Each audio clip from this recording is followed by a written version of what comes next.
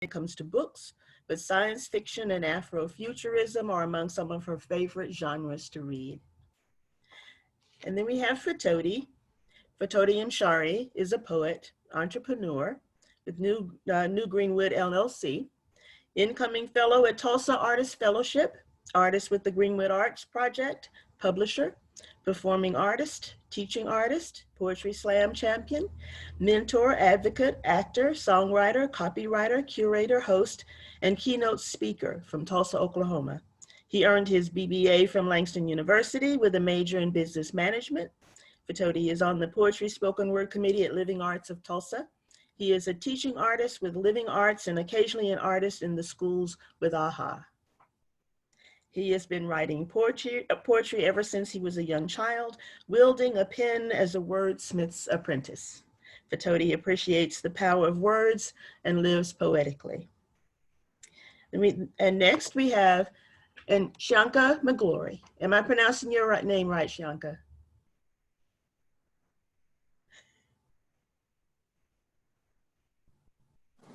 I couldn't find it. It's Shanka. Okay, thanks. I know. Shanka McGlory is an Oklahoma native, mother, and educator. McGlory has worked in various roles, working with youth for the last 9 years as a bookseller for the last 3 years. McGlory founded and operates Mocha Books, whose mission is to promote literacy for all ages and to foster a love of reading in the home and community. Mocha Books offers a curated selection of books that highlight Black and Brown characters and books written by authors of color.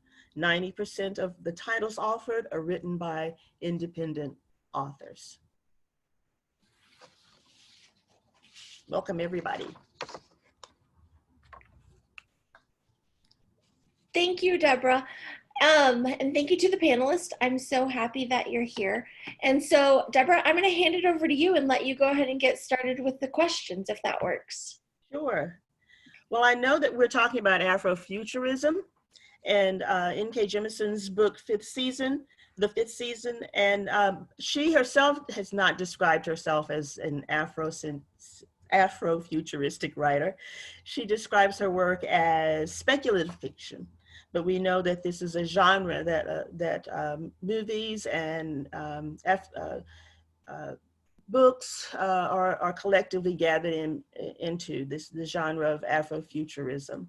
So I'd like to ask our panel, how do you think Afrofuturism contributes to the science fiction fantasy genres?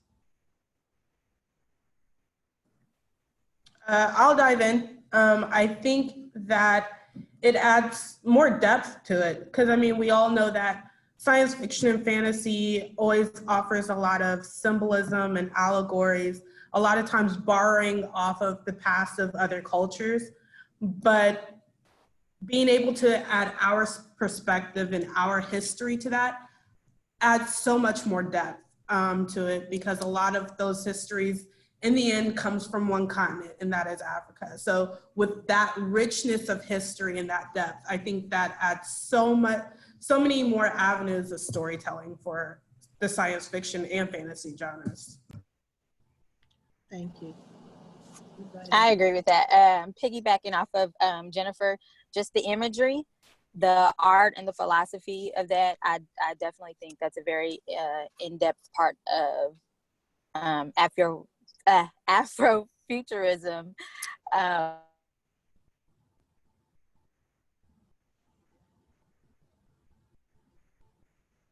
Fiction.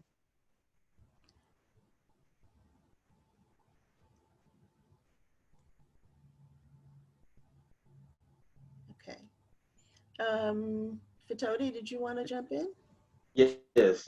And once again, I agree with Shanka and Jennifer about I concur with everything they said about Afrofuturism. And also I believe it gives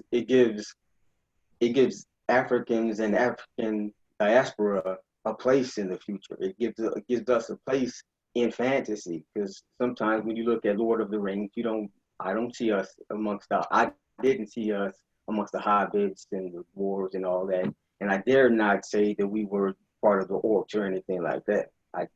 hopefully that's not a representation, so I won't even go there.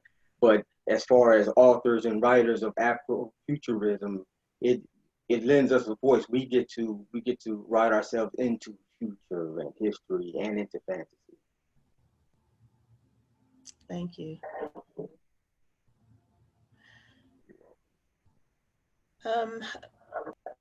Do you think that fantasy writing is uniquely able to change people's perceptions on race, gender, science? 100%, 100%. To me, it's storytelling at its greatest.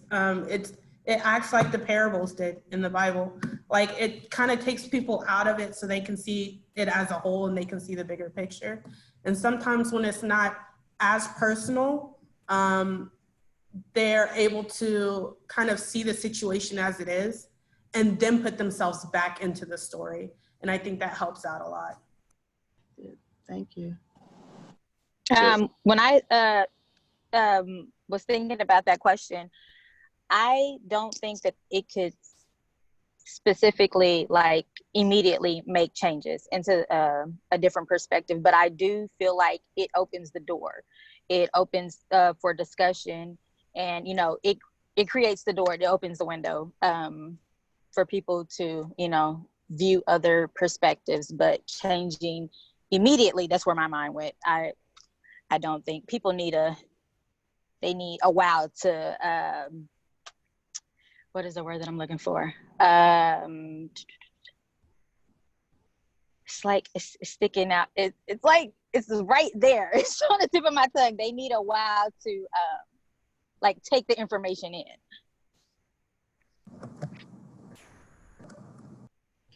Okay. And sometimes with fantasy, I really enjoy fantasy writing because you can go outside of the box. You can go outside of the norm, and it also gives people a chance to get away from the fatigue of hearing about a certain atrocity or certain things that are going on in society. For example, if you're talking about the plight of the African Americans, some people, now the people who are going through the issues don't get tired of it, but some of the people who aren't going through the issues get tired of hearing it, so they block it out. But when you change that in the fantasy writing to someone with a special power who's being marginalized, then people are listening to it, and then they get it. Then they say, "Oh, so that's how they may be feeling. That's how the African Americans may be feeling. They may be feeling like well, we get into the characters later, but yeah, you can slip some jewels of knowledge and wisdom in with fantasy writing, and by the time they've eaten it, they don't know that they've eaten it, but they enjoy it and they get a better understanding. The reader gets a better understanding, hopefully, of what other people might go through. Teaspoon of sugar helps medicine go down, right? Like, You know what I'm saying? that's you know, you're sneaking the vegetables in, and they don't realize it until after the fact. Right. Yeah. So the prologue begins with the line, "Let's start with the end of the world, why don't we?" And did you find it useful or overly expository for the prologue to directly address you, the reader, in such a familiar way, you know, inviting you in, let's look at this. And so how did that opening influence you when you were reading? I invited it. I immediately took it in as far as I guess from what the author intended, is to make myself at home, get comfortable with the story, get comfortable with her telling the story, and me eventually being part of the story. So I really liked it, and it got away from some other writers have older views of where it's taboo to do that. They don't want to include the reader into it for whatever reason. But I think that's an antiquated writing tool. I think you should be able to use that tool, and we're talking about future and writing. We're not talking about back in the day how it used to be done. We're talking about futurism and fantasy writing. So I dig it, like it. I totally agree. To piggyback off of that, I think that it still borrows a little bit of the old school style. Like, we've gotten away from that. It reminds me of sitting around a campfire and somebody starting the story off of, you know, let's start with the end of the world. Like, you're immediately intrigued and you're brought into the story, and she has your full attention from that first line. So I think it works even better because a lot of people aren't doing it anymore. So it immediately captures your attention. What is the fifth season? The fifth season is a winter, an extended winter that usually, well, according to the definition, it lasts 6 months or more. But the way I see the fifth season is a do-over. It's the earth saying, okay, everything that's going on, we're gonna shake it up. We're gonna start all over. And starting from the fifth season, we're gonna, if you don't survive there, you weren't strong enough to survive. Maybe you weren't meant to survive. So the end of an era, I think the fifth season is. And I think in many ways it's also them. It's also Cyanide and Alabaster, and how powerful they are, and how much even she kind of wants to shake things up herself a little bit. He's at first a little bit against that. He's like, no, this is the way things are. And, you know, she's like, well, what about this? Or what about this? They, in of themselves, off of what you were saying, they're kind of their own fifth season. They're going against the grain of what has always been. I related it to our seasons, how it already is, just like he was saying, winter. It's the end of an era, and next will be the rebirth, which is usually spring. So I related it to that.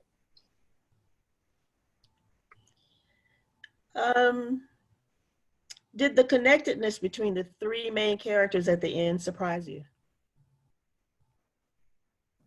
Yes. I was telling everybody earlier, I'm not a big fan of sci-fi, Afrofuturism, all of that. But I love, like, I wasn't into the story so much, but the characters I love. So when I found that out, I was like, yes, like it had to be something, because I wasn't understanding. I didn't like it in the beginning. I was like, Cyanide, her name? I was over her. The first time they talked about her, I'm like, okay, can we get back to Essun? Like, I don't want to hear about her. So to know that it's the same person, it's like, yeah. So you can't like really judge people, and yeah. So I loved it. I was very surprised by it. I love those type of twists, because the moment, like, at first, I can't remember exactly when I got the hint, that I was like, wait a minute. And it makes you like start flipping back through the book, like, oh, this makes so much sense. But I think it highlights so much how we can be completely different people based on different types of trauma that we go through in our lives. It can completely shape our identity sometimes. I'm not the same person I was when I was 10 years old versus when I was 16 versus now. Like, we all might as well have different names for those different seasons of our lives, because we're completely different people. So I love that aspect of the story. I actually have different names for all my seasons, just FYI. Me too. I definitely have one for high school. Like someone will see me and they're like, "Hi, Goldie," and I'm like, "Wait, no, she's not here anymore." Like, I'm Shaka. Hi, nice to meet you. Yeah. This is definitely true. Yes. Yeah, I like those twists. And in the retrospect, I caught some of the clues that she dropped. You know, it was obvious in the name change when she chose her name. But there were other parts in the story where he alluded to having a blanket that reminded her of home. And then at the end, I was like, oh, that's what she was talking about. So she was giving context clues about that the correlation between the three being one. But I like that. I like that. I like that writing style. It showed some skills in the writing. I really dig that. This is a question of my own that's not on the sheet, but how how do you think that it would have been different if she had told it chronologically rather than introducing the different stages of this character's life as three different people? It would have been the same, not the same story, but it would have been a mundane story, a really good story that was told in chronological order. But the fact that she switched it up, made you remember the book, and made you want to recommend the book because of that. Well, that's one of the reasons that I recommend it. I dig that writing style. And it shows. Go ahead, Jen. Sorry. Go ahead. I think it shows it's better able to show parallels between each aspect of who she was and when she was, in parallels in the story, and how different things pay off later, where you're thinking one thing may not be related to each other. By the time you get to the end, you're like, that explains everything. Versus if it's in chronological order, you can kind of start to see the path that is going. Because as human beings, you're like, oh, well, she was raised this way, and this is kind of the way that she's gonna go. We're kind of pre-designed to try to predict things, and with the way she told it, it kept you from predicting it, because where you thought it was going, it went someplace completely differently. Yeah, I agree. I agree with Jen. I wouldn't, if it was in chronological order, even though it already is not my favorite genre, I probably would have closed it up and contacted y'all and would have been like, I don't know, I don't know about this, because I'm really, really heavy into predictive stories. My children hate watching movies with me because I'm like, watch this, and they're like, Mom, why did you tell me that? But it's just, growing up, my experiences, being an adult, you're like, okay, this is getting ready to happen. I don't like that, because then it just takes away the entrance from the rest of the story.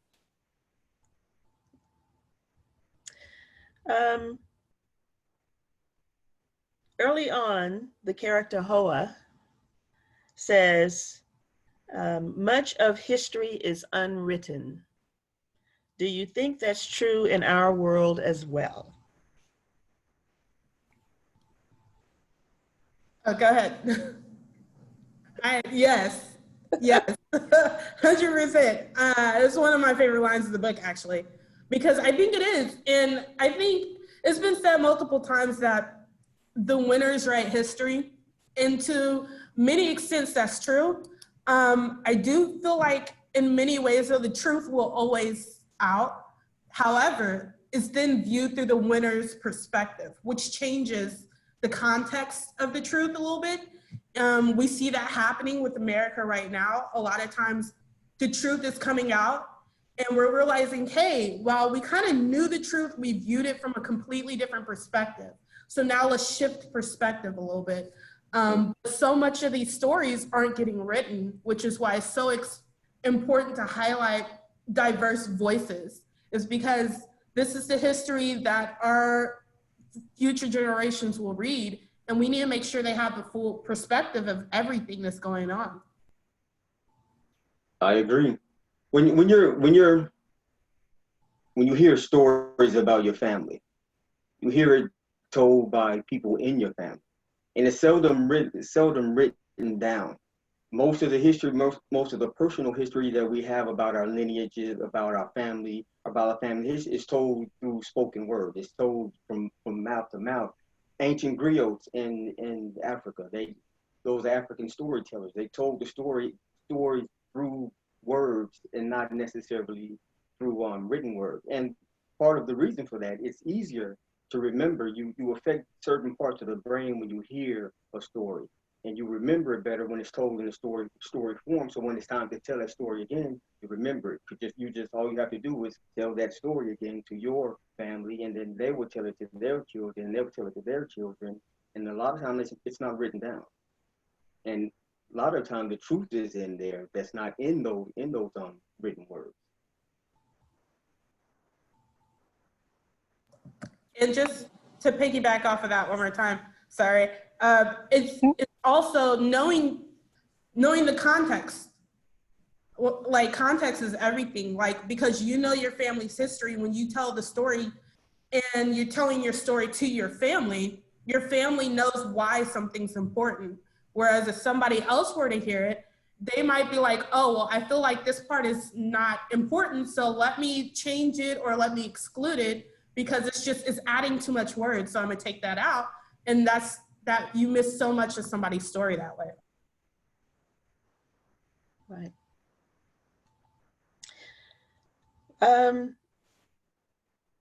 Why do people in the Stillness fear origins? And do you see them as dangerous? It's the unknown. We all know that. What people don't know, they're fearful of. I didn't think that they were dangerous, but I do think that most of them knew their power and they knew what could happen. I think they were more fearful of those who did not know that they were origins and what they could possibly do.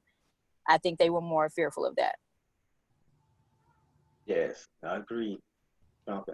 I think they were just afraid of that power and afraid that if they ever decided to say, okay, enough is enough, there was nothing they can do about it, except for the stone eaters and others. But as far as the regular people, there was nothing they could do about it if they decided, you know what, we're tired of being treated like this. And what are you going to do about it, actually?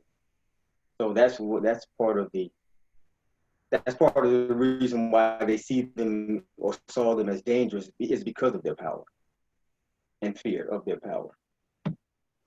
Sounds like us, how they say, Black people are getting ready to rise up. And once we do, that's it. Like, things are getting ready to pop off and things are getting ready to happen. And I think that's a lot of where the divide is between, our races and even genders. Is just, they know that once everybody becomes a collective, things are going to happen in a major way. Well, because there's always more power in numbers. And that can be scary coming from the outside looking in, especially when you're unsure of intent and you're unsure of, or you're guarded based on, oh, how was I treating them before? Like, and how are they going to receive that now that they're in a collective? Are they all talking about me now? Like, I think people start getting nervous when they perceive a particular group of people might have more power than they do, because human nature is, oh, well, since I have power, I'm not going to use that in a negative way towards another group of human beings, right? And that doesn't necessarily always happen to be the case, but everybody's always on the defensive. And when you're on the defensive and you have the capability of potentially stopping that power before it gets started, this is what happens. This is what we see in the story. And the tragic thing is they were killing children to try to stop it ahead of time. And that's the heartbreaking part of it all. There was a quote, I can't remember exactly where it was in the book, where it said, I think they were scared, not that it was one, but that the one would become many. Yes. Yeah. Yeah, sometimes that fear is, sometimes there's a fear of maybe if they get too powerful, they'll treat us like we treated them. Mm-hmm. So they see others as dangerous because they feel that other people are like them. What did you think about the Guardians? They're a direct cause of that, right? They were the ones that was like, okay, well, we need to keep these people in line. And so they did it in different ways. And I think that's also what made them so dangerous. Some of them were very blatantly violent and blatantly forceful.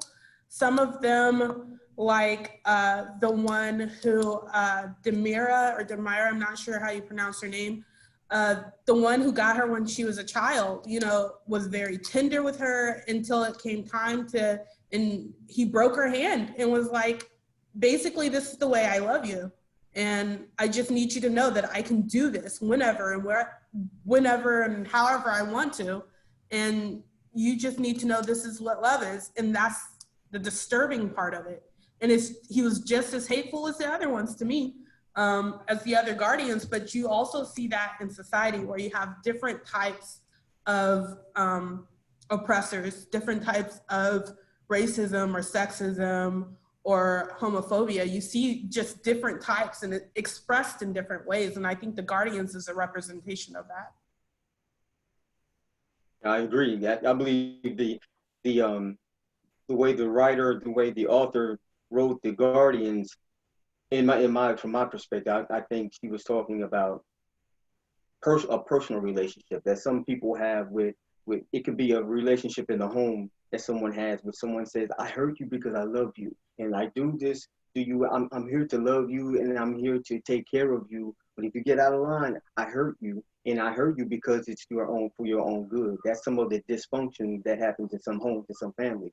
So just beyond race, it touches, from my perspective, I think, you know, my interpretation, it touched closer to home than it did just race as a whole, if that makes sense. It does. I definitely thought of domestic violence when I read that, and it really upset me because I was like really rooting for them, for that whole relationship, for him to be a mentor for her and everything like that, and for him to be like, hold on, I'm getting ready to do something, and break her hand. I was like, why would Jemisin do that to me? Like, what is going on? But he wanted to exercise his power, and he wanted to let her know, like, I'm here for you, but just know that at any moment, like, I could end you. I did not like that whatsoever. So,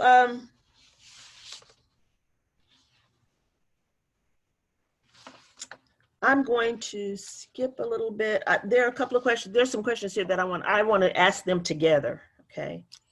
So when we talk about the theme of oppression that's being explored in the book, is this oppression individual or structural? And how does it resonate with our own world? I think it's both. Like, it just depends on the type of relationship. Like with, I don't know how to say, Shafa and Damaya, like that is a form of oppression. And then the origins as a whole and the guardians, that's a form of oppression. So I think it just depends on where we're at in the story. And it definitely relates to what's going on now in our current state, the government and us, or it could be any type of leadership in general, where we're going to see oppression. And she touched on, I agree, Jonathan. The author touched on a systematic oppression, whereas as the individual could have been marginalized because of her power, but it wasn't just her. It's anybody with that power that was treated that way. That's what makes it systematic. That's what makes it a systematic oppression, systematic atrocity. That everyone who has that power is discriminated against and marginalized just because they have that power globally. And I think even their ring system was another form of oppression, and how he was classified as a 10 ringer. And while that, yes, denotes how powerful he was, it also speaks to his silence, right? Like, there's no way in the world somebody that powerful would be a 10 ringer if they continually spoke out against the system. So he even when they found the other children that had been hurt, he was just like, you see this, now don't say anything. Now forget what you saw, basically. Like, we got to keep on doing what we've been sent here to do. Like, you got to put this at the back and you got to keep going, because in a system of oppression, there's no way in the world you can say, hey, this is wrong. And be to the level that he was. And the fact that I think he was the only one that was a 10 ringer, if not very few. That speaks to just the level of kind of riding in the background and not saying anything that he was at. And then to be that powerful, I don't think that there was a lack of powerful origines, but I feel like he was probably the most powerful and the most silent, the reason why he was able to get that to that level.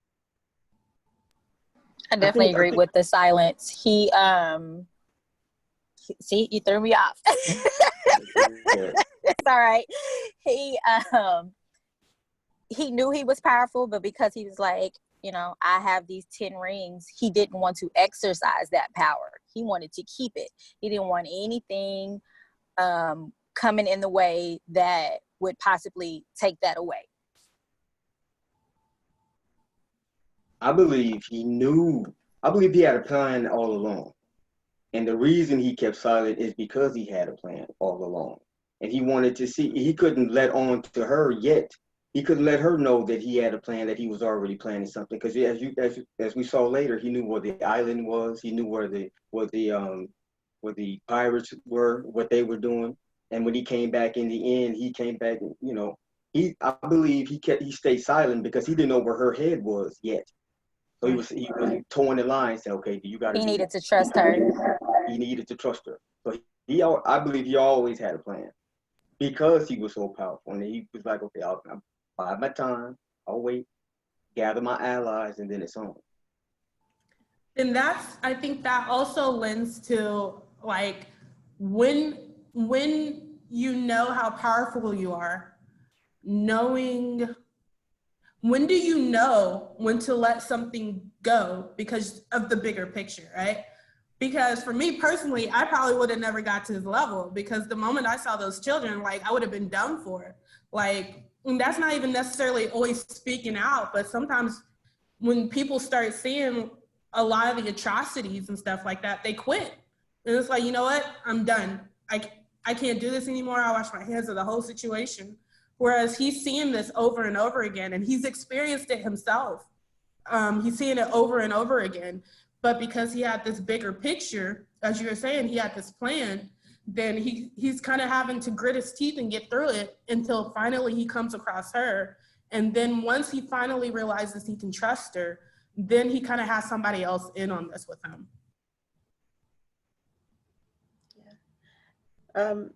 Yeah, and I just wanted to jump in there a little bit because of the fact of what they were doing to his own children, and he knew that these were his children, and what they were doing, and how he had to, let's just say, grit his teeth and keep going, you know, to accomplish what he felt he needed to accomplish.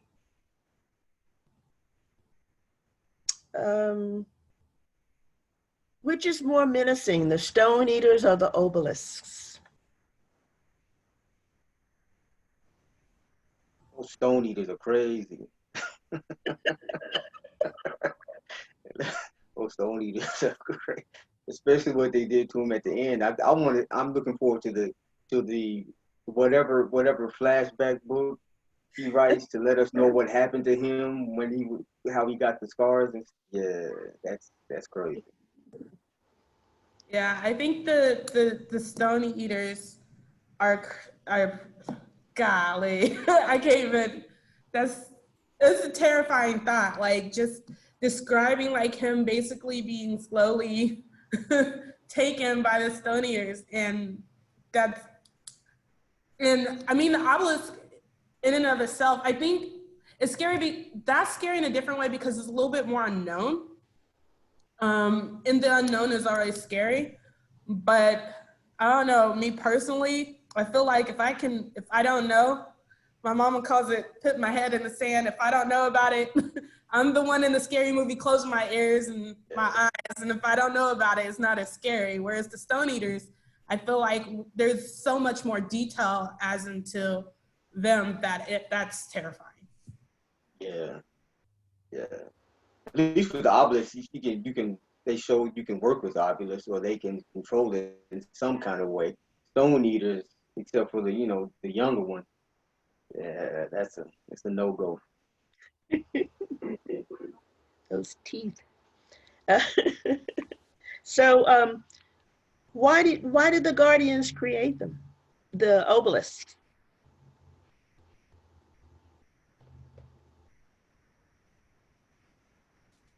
Was it about the control?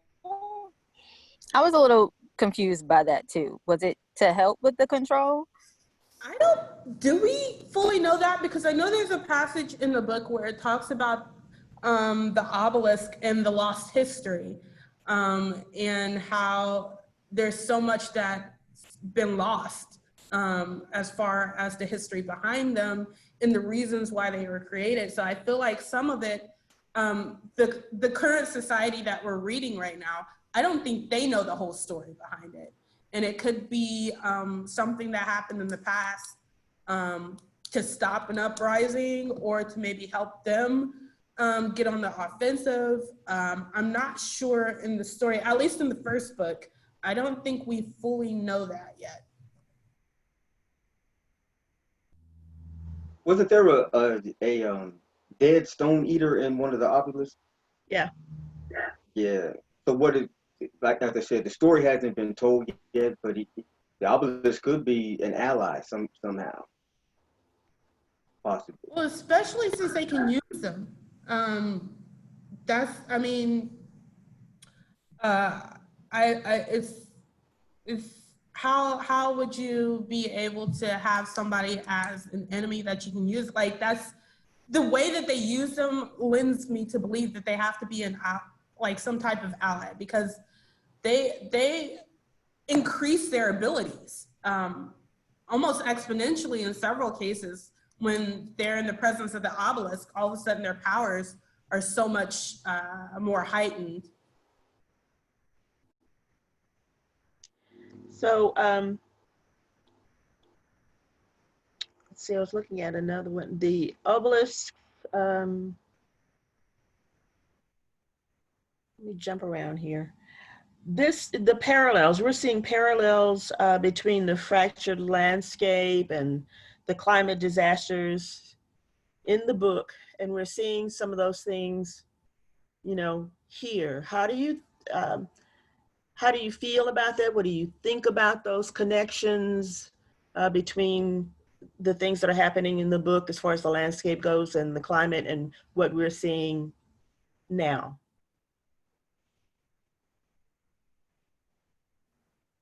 I like that the author N.K. Jemisin touched on the drastic measures or what could happen because of climate change.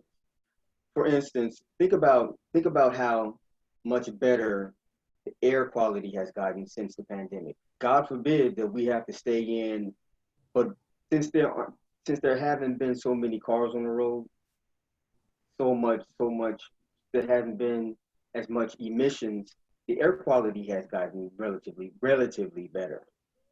And we have to be mindful, we have to be mindful of climate. We have to be mindful of what the earth can do, what we're doing to the earth, and what those ramifications are. We have to be very mindful of that. And as writers, we have to keep sliding that in. We can't forget it. When other things start to happen, we can't go outside and forget that we can't breathe fresh air, that we turn on the tap water and it smells. We can't forget that. And as writers, we can't allow people to forget that. So I like the fact that she interjected climate change and the earth changing and moods and our impact on the earth, people's impact on their planet. I'm glad that she did that. I don't think it's by any accident that she refers to the earth as Father Earth instead of Mother Earth. I think in the book she plays with gender roles a lot, and by societal norms, mothers are more caring and more nurturing, a lot of times more forgiving. The fathers, by societal norms, are the more disciplinarians, a lot more regimental about things. And she kind of plays with that here by calling it Father Earth. And I feel like she speaks to that with climate change, like, hey, while we've been viewing Earth as this caring, nurturing being, it's going to start disciplining us for the way that we're treating it after a while. We can't continue to keep treating it carelessly and expect a nurturing Earth back. That's not what we're going to get. We treat it carelessly, we're going to be disciplined for it. And that's kind of what we're starting to see now with our climate.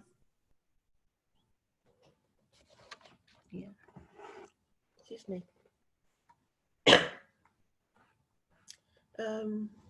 Bless.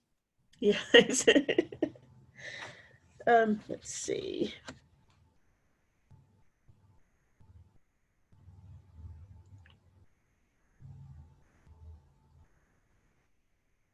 I'm trying to see what questions, since I jumped around, I'm trying to see which questions I haven't asked yet.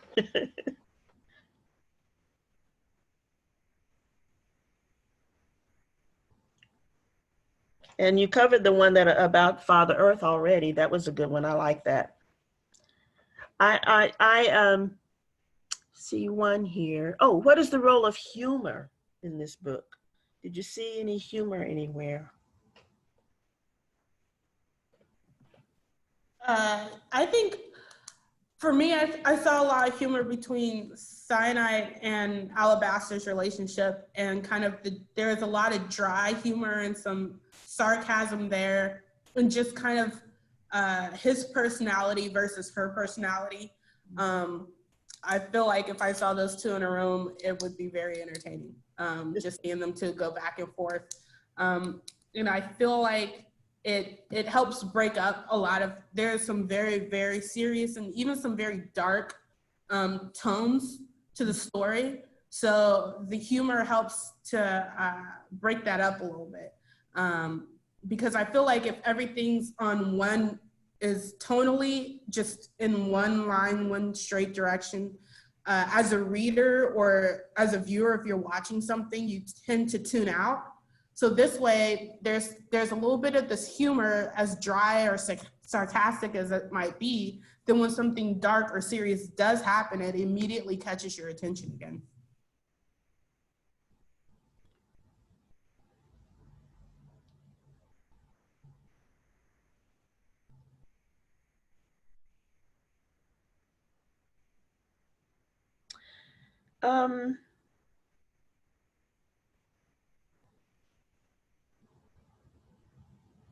How did, one of the things I wanted to ask is that with this book, when you were reading this book, did anything change your perspective about fantasy or science fiction or speculative fiction, or even Afrofuturism? Did reading this book change your perspective in any way about the genre?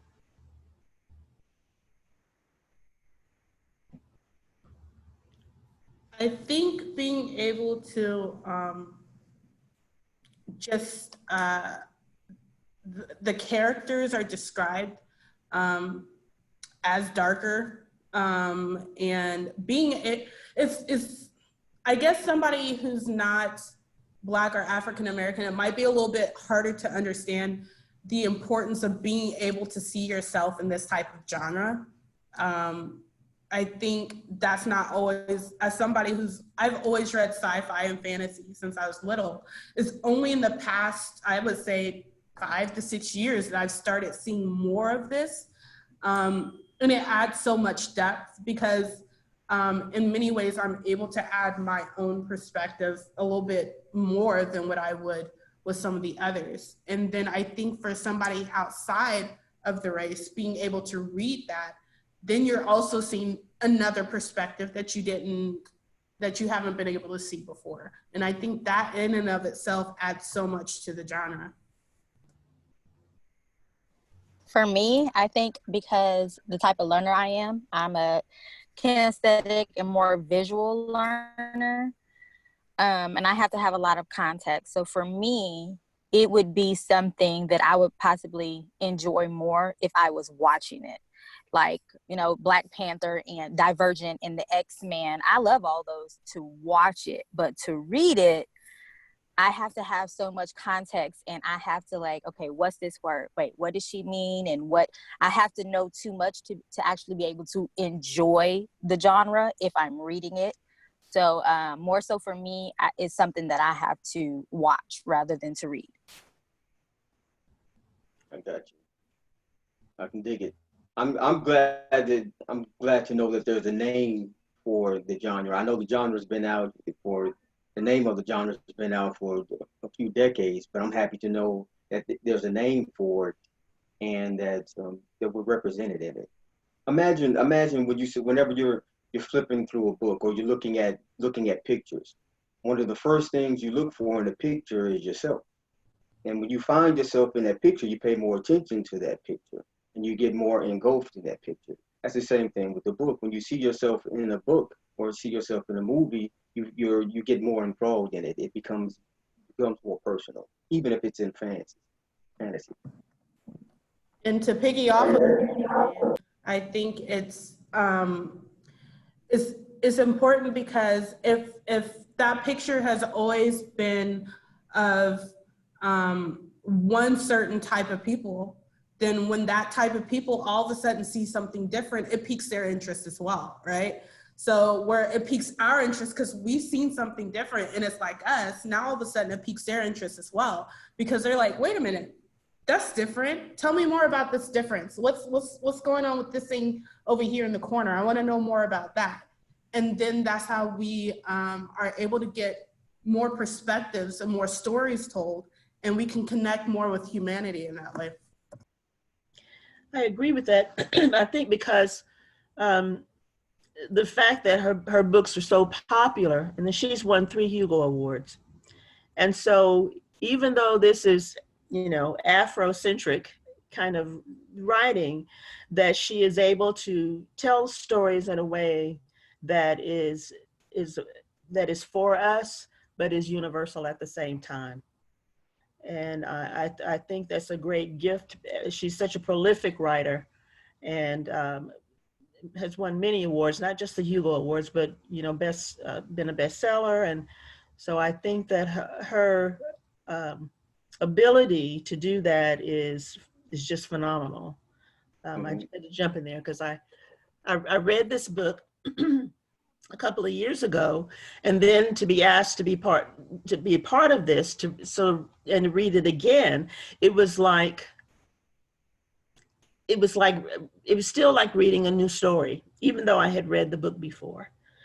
And so because of the way she tells the story, and the characters are just so, what you know, I call the meaty, juicy characters. And so it was a good read for me as well, even though I had read it before. There was so much I had forgotten because there's so much in there. I agree.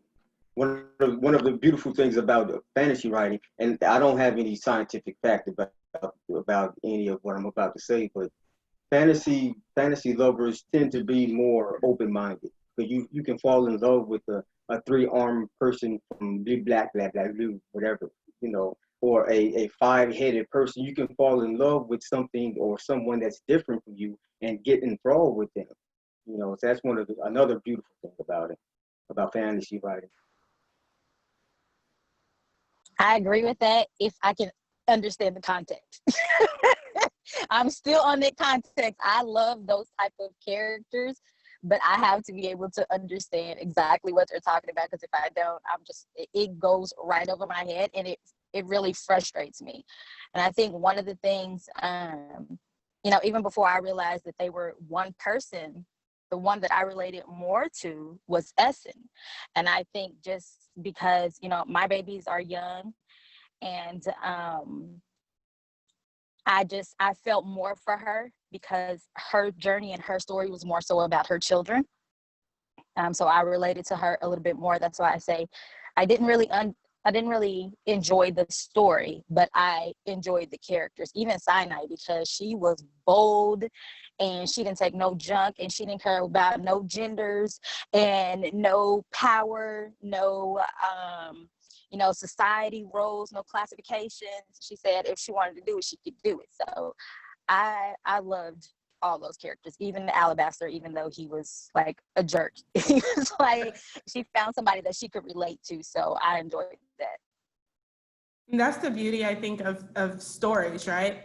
And I feel like fantasy has been told for centuries, just in different forms and different ways. We've been making up stories of fantasy nature for a while, but being able to take that from the written page and put that on to screen as a TV show or film or even into theater or something like that, that's the beauty of it, is because then we can kind of disseminate that information, package it down a little bit smaller, and present it in a totally different way to where you can understand it a lot more. And that's the argument right now going on in Hollywood, is the original script versus, the adapted screenplay. So many people are just taking every book they can get their hands on to make movies out of. It's because the people are gobbling up stories, period, in any way, shape, or form. We just want stories about real people, and it can be told in a fantasy way. They can have 3 arms and 6 legs. That's kind of scary to me personally, but they could have that all the same, and we're rooting for them. It's stories, and it's what brings humanity together. That's one thing that I talk about as a bookseller. That's like one of my main points, especially as a Black bookseller and one who focuses on the African diaspora. We know that we need history. We know that we need books about civil rights. We know that we need books that talk about enslavement, but I want to see Black joy. I want to see something that talks about like the 3 arms. The babies, they want to see something different. They don't want you to keep telling them that, this part of their history, that's all there is. No, give me something funny. Like the last book I read was about, well, not the last book, but one of my favorite books is there's a person on top of my bed, and it switches around. So it's the monster saying, no, why are you on my bed? Like, you're scaring me. I don't know anything about you. And it's just really cute. And kids need that. They need to see joyful, creative, imaginative, futuristic type of stories. And that's important because honestly, especially with the Black culture here in America, that's not where our history started. Our history didn't start in pain and suffering and always trying to struggle to get to the top. I'd venture to say I don't think anybody's culture started that way. So many cultures start with basic humanity and joy and family. In the end, is if we can see that, that's just as important as knowing the history of struggle, but knowing the history of joy and bringing that forward and making people smile and laugh and dance, and especially with children, them being able to see themselves in joy. If they always see themselves in pain, then they think that's where they're supposed to be. But us showing them that there's joy and that there's happiness to be found is extremely important.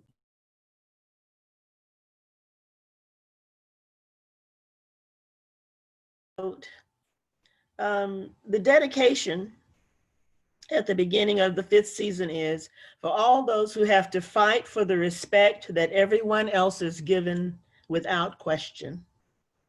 How does that resonate with you? Ooh, I had to jump in on here. I had to jump. If there was any part that I loved in that book, it was definitely the dedication. It was definitely that part. It sparked the fire, and it's not even just talking about one specific race, one specific gender.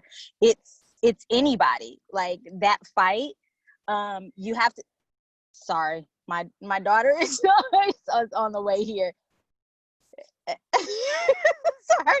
Okay, sorry. Somebody else jump in. No, I completely 100% agree. And like you said, it's with anybody. I remember I was working one time and I was dealing with the situation, It was customer service, and I was in retail at the time. And I was the manager at the time. I was the manager on duty, and somebody told me, well, let me speak to the manager because you don't look like the manager. Now, she could have been talking about my race, my gender, my age. She could have been talking about any one of those things. But the point that I felt, I was like, if I had been a 50-year-old white male, I probably would have looked more like the manager that she perceived in her mind, right? Like, and it's one of those things, and you're always trying to fight for that respect that you can look to your right or your left and you see somebody else just getting it. And you're like, wait a minute. They haven't been through what I've been through. They haven't earned what I've earned. And yet they're getting the respect that I feel like I should get. And I feel like everybody has that. Like she said, no matter your race, your gender, your age, I feel like everybody has a story where they're like, you know what? I was actually the most qualified in the room. And I got completely, overlooked for somebody else that looked more the part. And that's the problem with societal norms, is I think we just got to get rid of societal norms because they're not norms. The norm is actually everybody looks a completely different way than what's expected. I can dig it, Jennifer. The way that resonates with me is there's a saying in some parts of the Black community is that you have to be twice as good. That's the reason that phrase resonates with me. You have to be twice as good because sometimes there are overt prejudices, and sometimes there are implied prejudices, and sometimes there are covert prejudices. Some people could have biases that they don't even know that they have. So when someone says that we have to be twice as good, if you have an African American or Black person and you have a white person, same qualifications, if anyone has any biases, they're going to automatically hire that white person. If the Black person is a little bit better because of those biases, they're still going to hire that white person. But if that Black person is twice as good and can help the bottom line, the company's bottom line, then they'll give the Black person a chance, but at a lower rate. So that's one of the issues is with you have to fight for the respect that everyone gets, but doesn't have to question. We have to be twice as good and twice just to get an equal amount of respect or opportunity. In a lot of cases, in too many cases, put it that way.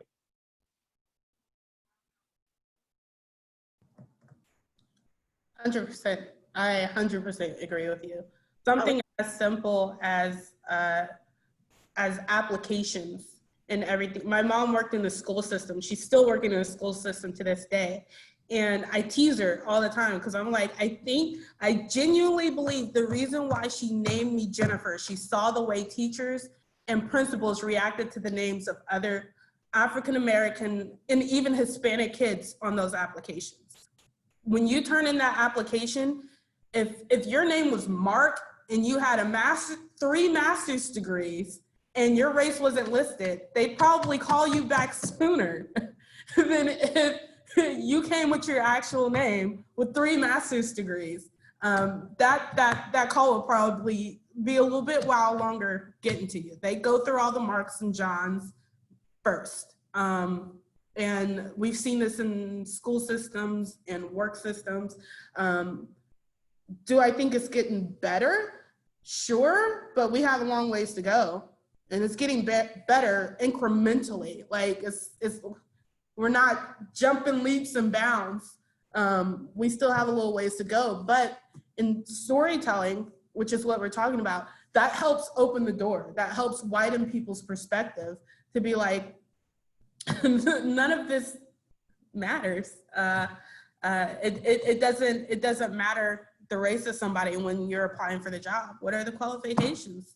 It doesn't matter the gender, doesn't matter the age really. What have they done and what can they bring to this position or to this school or whatever it is that I need? That helps so much. I was sitting here waiting like double dutch. I was ready to get in because with my name, for the longest, my middle name is Nicole. So for the longest, anytime someone would say, like, what's your name? Or anytime I had to write down information, my name on my badges said Nicole. So I was like, I don't want to have to deal with this. I don't want to have to like, what's her name, or how do you spell it? Oh, that's interesting. And that, like, you know, that whole that I didn't like that kind of tone. And after a while, I was just like, nope, this is my name. My name is Shanka. I know that it's a little hard to understand. Blame my parents, but it is Shanka. And then for the most part, even when people would see it, they would say, oh, Shaka. And I'm like, no, the N is in there on purpose. It's Shanka.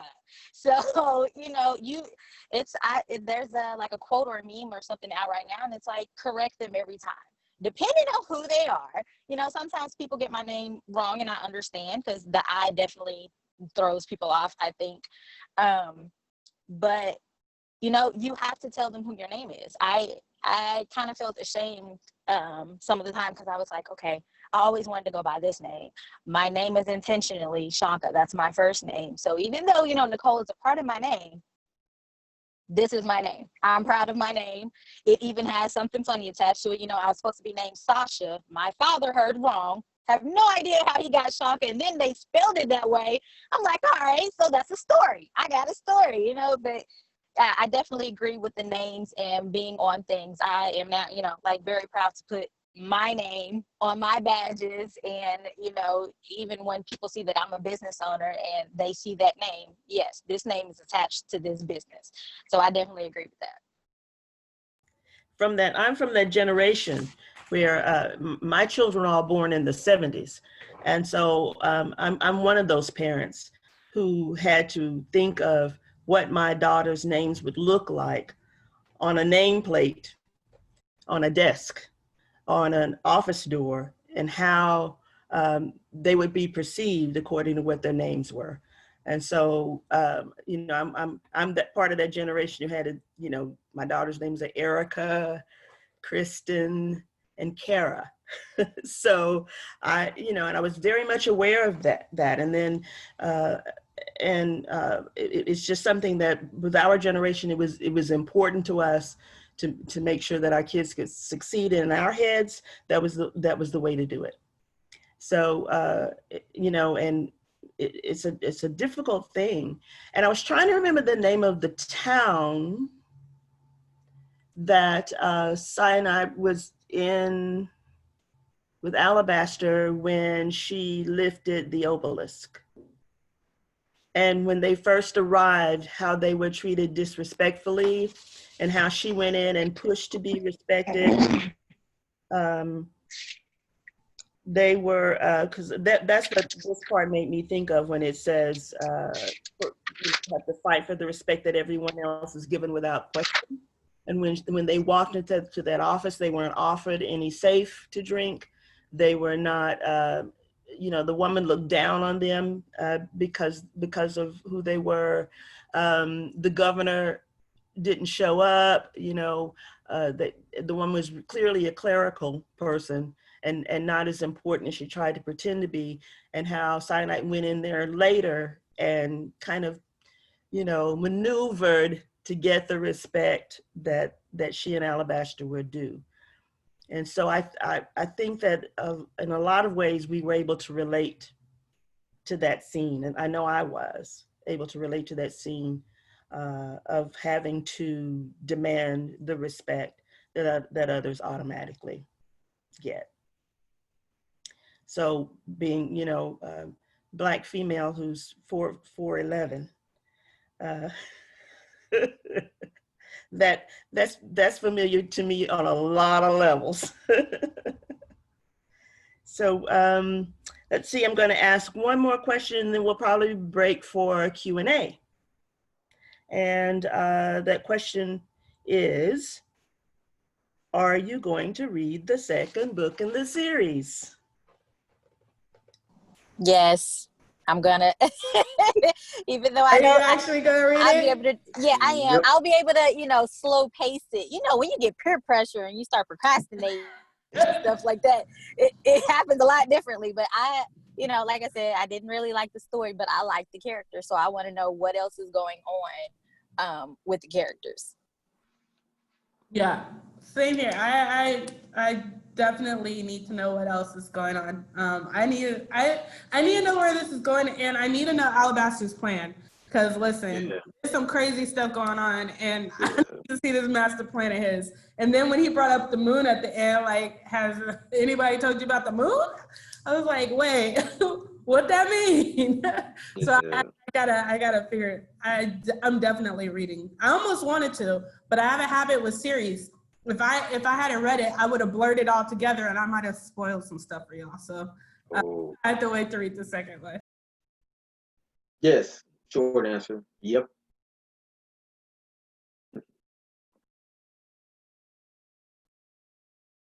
Well, I know that since I've read this one again, I'm going to go back and read the other two again as well, because I read the series before. So I'm going to, this one got me going. I'm going to read them again. But I read some of her other books as well. So she's really, the way that she tells her stories and the imagination that she has is just astounding to me. So I'm going to turn it over to Becky so that we can do a Q&A. Thank you. This discussion has been great. And I want to thank Deborah and the panelists. You guys have been wonderful. And I just want you guys to know that we're so appreciative that you are spending your time with us tonight to have these conversations. So I know that there is a Peter Klein who has a question. Go ahead and feel free to unmute your mic and let our panelist and moderator know what your question is. Hello, I'm talking from Chris's account. Thanks for this great session. It's been fun to listen to. And my question's about fantasy genre more broadly. There was a news recently, about 2 or 3 weeks ago, that the fantasy game Dungeons and Dragons is changing some things to try to eliminate some racist stereotypes. Like there are in the game, there are races that are traditionally antagonistic or evil races that are like the dark elves and the orcs, and which is kind of reflective of some kind of not so subtle racism that exists just in the history of fantasy genre.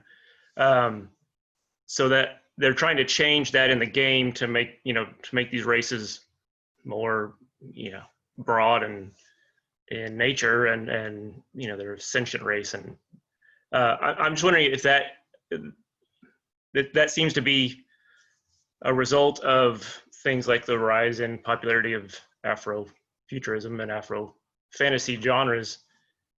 Do you see any other kind of influences from that subgenre kind of bleeding into the more broader genres of fantasy and science fiction these days, or are there ways that you would like things that are more specific to the subgenre now to kind of take a place in the main tropes of the genres, or do you like the fact that they're kind of specific to this subgenre and make it more unique and special? Does that make sense, that question? I think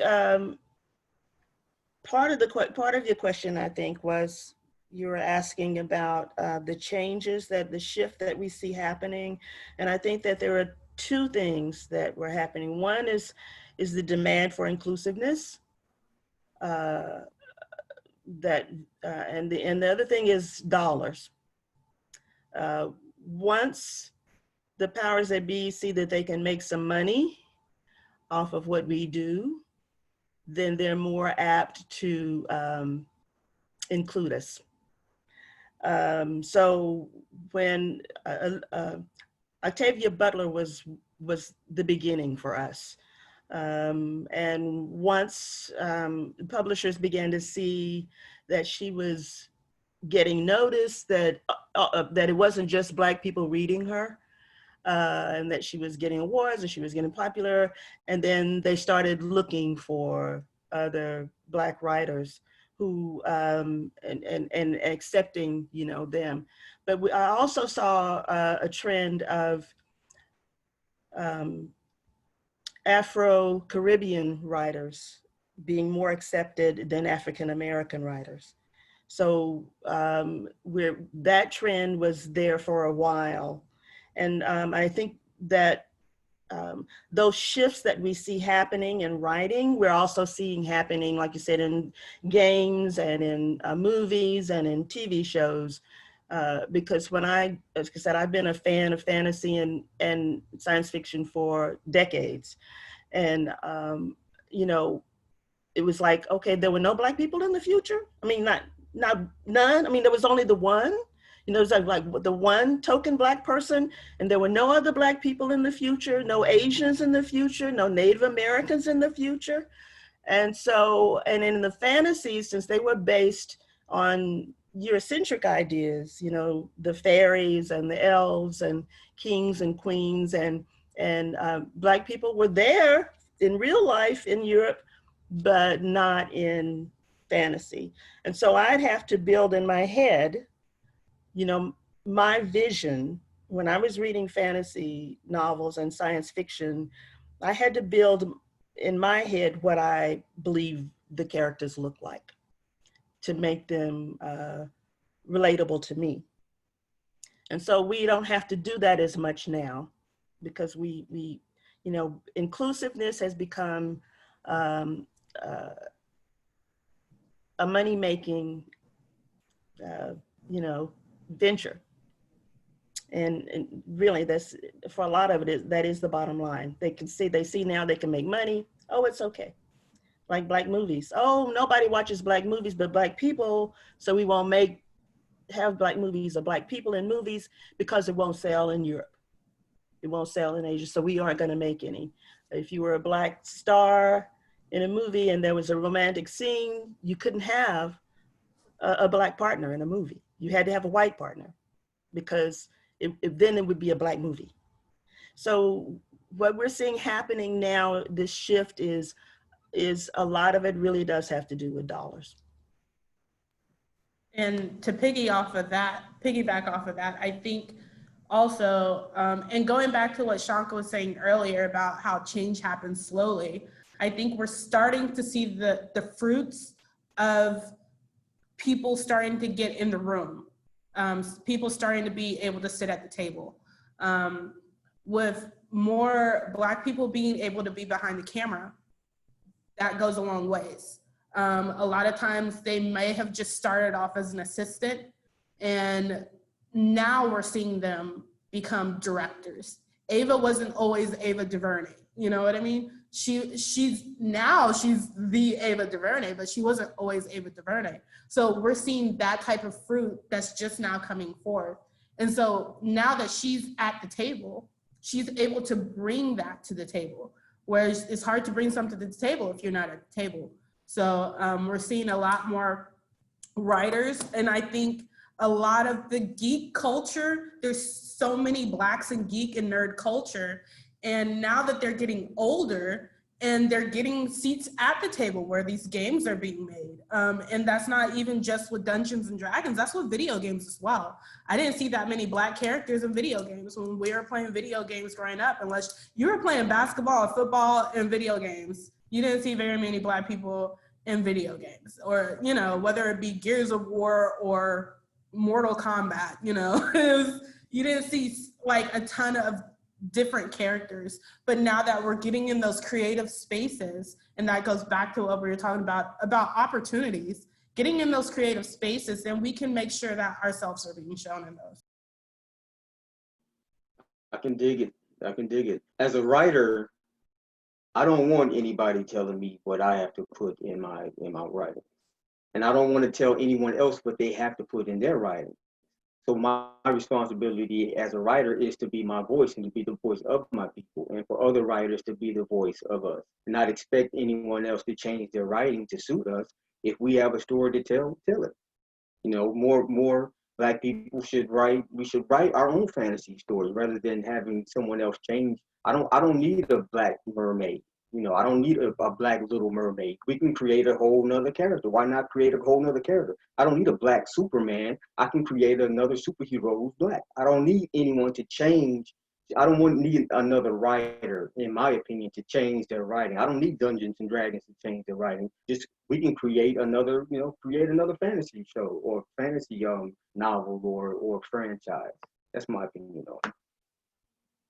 Writers, write. Be creative. Write a world. That's one of the beautiful things about the fantasy writing. You can write a world starting from the lowest molecule, literally from a molecule all the way up to a whole nother galaxy. Write it. It's literally sky's the limit, and that's not even the limit with fantasy writing. So we don't have to wait for anyone else to change their writing. Let us, exactly what you're saying. Just let us. That's all. I think that's what any group is asking for, is to allow our stories to be told, allow our stories to get out there. Because as writers, you're going to write. The question is, how big is your audience? How are you going to be able to get it to other little girls and boys to be able to see it, read it, play it, whatever?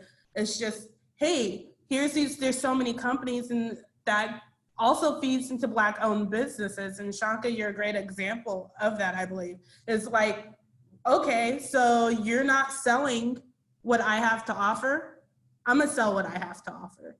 And getting that to larger audiences so that way they can see it and more girls and boys will see themselves in these stories.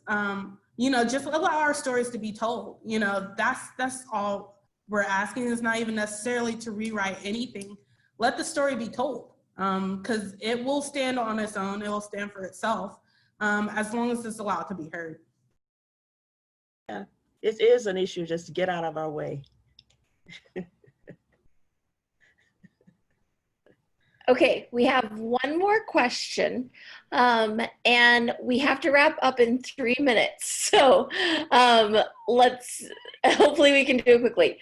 Last question is from Emily, and Emily wants to know, what other sci-fi or fantasy novels have you loved and would recommend?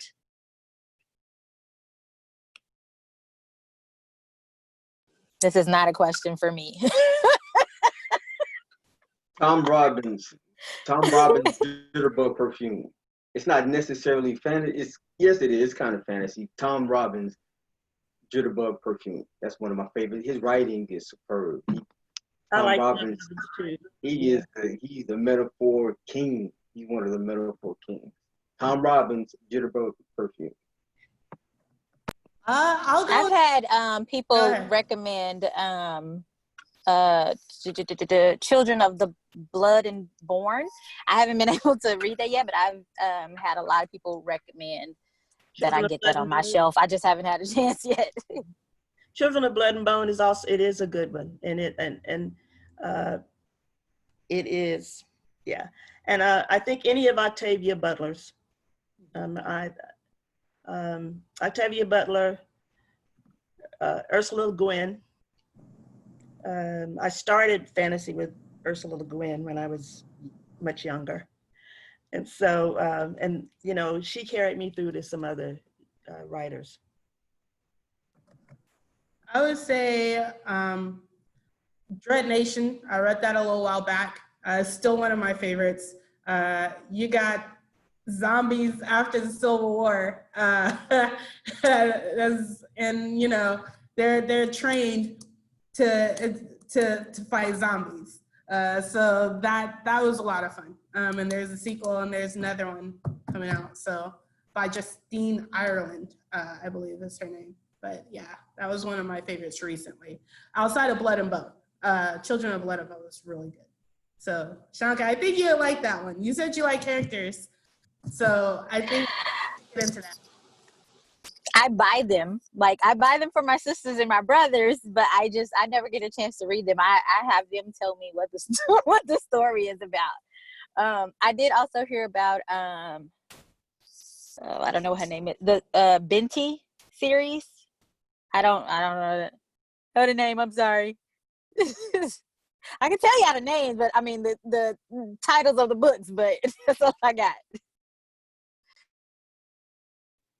Binti is one of my favorites, and if one of you all didn't recommend it, I was going to jump in and say Binti is a perfect science fiction, fantasy, Afrofuturism book. It's thin and doesn't have a lot of world building, so it's an easy jump in for people who aren't necessarily into science fiction, like heavy sci-fi. It's a great book. Krista Kellerby has recommended An Unkindness of Ghosts. There is a list in the chat where you guys can see basically bibliocommons list that I put together of Afrofuturism books. It limited me to 100, but in that list, I put a link where you can find more.